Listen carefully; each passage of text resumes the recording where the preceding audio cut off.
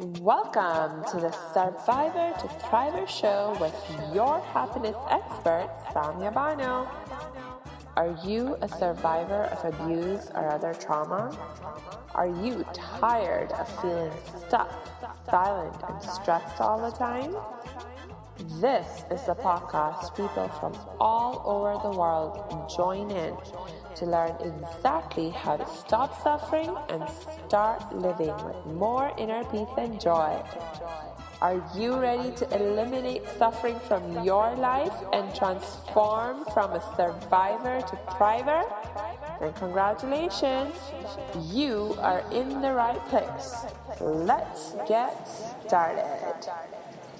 So, last episode, I shared with you how reading the Diary of Anne Frank and the autobiography of Johnny lit a fire within me and motivated me to delve more deeply into the study of my own faith, namely Islam, and see what it had to teach me about how I could achieve inner peace for myself and achieve the kind of resiliency and hope and courage and sense of meaning and purpose in my life as Johnny had found within the teachings of Christianity and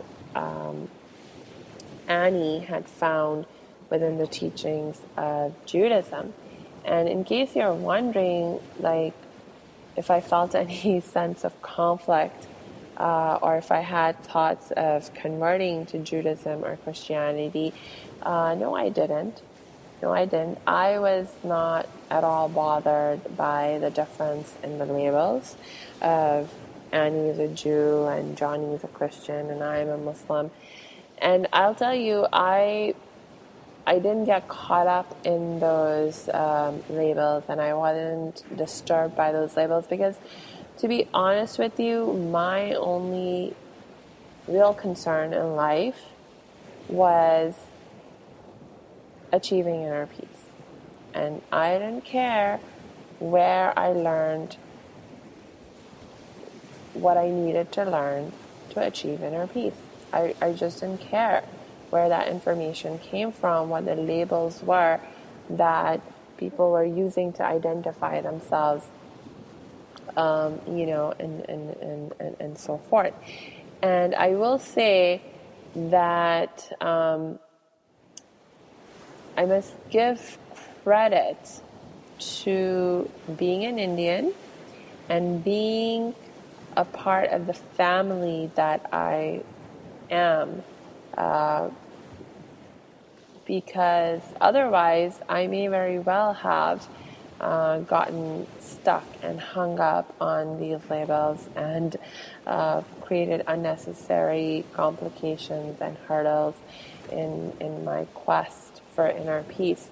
And what does being Indian and being more specifically part of the family that I am, what does that have to do with anything? Well, as an Indian, I grew up in India. That's where I spent the first 8-9 years of my life. And I was exposed to a culture where religion is a very alive thing.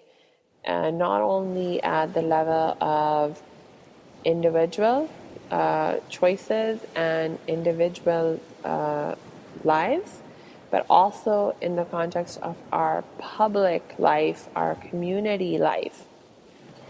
And India is actually a country that is very religiously diverse. And we take what I call the salad bowl approach to how we understand and deal with diversity. So it's the salad bowl in contrast to the melting pot, right? In the melting pot approach, which is a very popular way of thinking in the mainstream American culture, there is this sort of sense of, okay, in a melting pot, people come and you melt and you form this one new thing, and the individual ingredients and things that came into the melting pot sort of lose their original identity to a large extent. Like, you're not really recognizable as the thing you came in initially into the pot, because now you've melted and you've become part of the melting pot.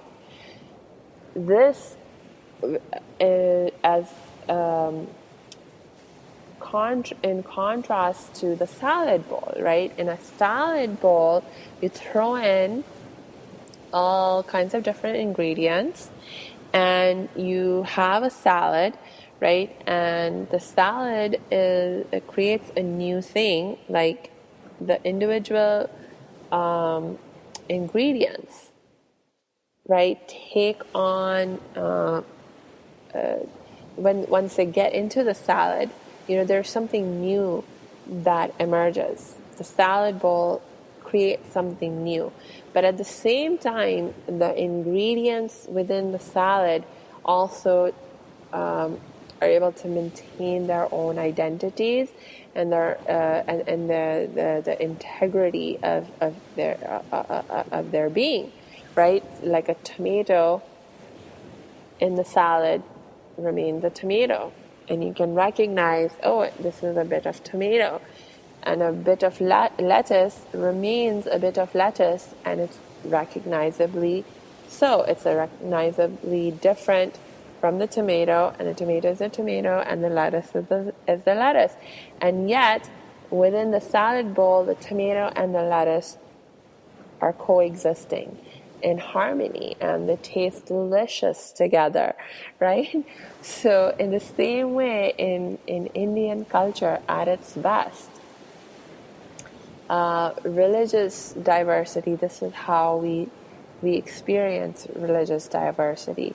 We don't just acknowledge the existence of different religious faith traditions and so forth, but we actually appreciate the presence of these different and diverse religious faith traditions in our community, because we think this diversity is a beautiful thing, and it adds more richness into our lives, and it creates something beautiful that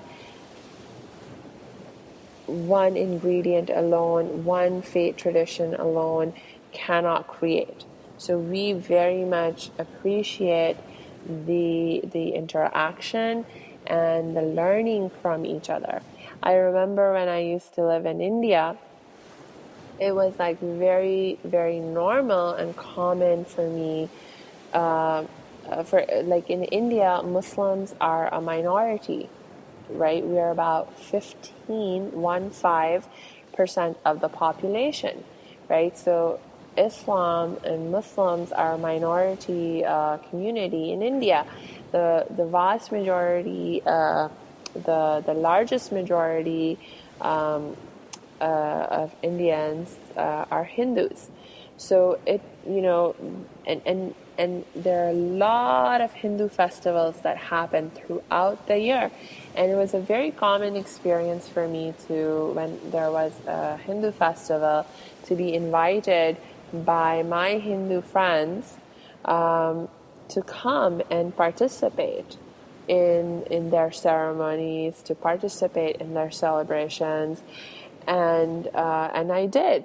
And my family did. And then when our Muslim festivals came along, or we had our celebrations, we invited our Hindu friends and our Christian friends to come over. Now we didn't, and our Sikh friends to come over. There weren't a lot of Jews in India where I lived, and basically I was only in my small town in India. We basically had Muslims and Hindus and Christians and Sikh people, right? So those were the faith traditions I had been exposed to growing up. And I remember, like, we just had this free-flowing exchange, and like I always knew and understood that I was a Muslim, And just because I went to my Hindu friend's home to celebrate with them didn't make me a Hindu. It didn't threaten my identity as a Muslim. They didn't try to convert me. I didn't try to convert them. We just shared with our happiness with each other. We just learned from each other about what the other did, but we in no way felt compelled to start doing what the other did. You know, it was just a very beautiful experience and a very beautiful way to be growing up. And so for me to be reading the autobiography of Johnny, or to be reading the Diary of Annie Frank, it was very much the same kind of thing, you know, where I'm just learning from them, and I felt absolutely no sense of compulsion to convert, you know. It's like, hey, wherever I can get access to the knowledge that I need, to the help that I need, I'm going to go there, and I'm going to seek it from there. And it doesn't, you know, like the thought of it threatening my identity as a Muslim, like, didn't even cross my mind, you know. So, and I will say that this is where my family, my specific family, I must give a lot of thanks and credit to also, because this is not the experience of all Indians, right? But in my family, these were the values, and this was the ethic that I was raised with. And my family was by no means unique. You know, these are the best of the Indian values, the best of the Indian culture, and my family practiced it. And I'm just grateful for that, right? We definitely have our own challenges that we struggle with within the Indian community, different things over which people divide over there, and we fight with each other also, and things can get ugly. But at its best, you know, these are the values that Indians hold on to and live by. And these were the values that my family held on to and passed on to me. So I feel so grateful for that.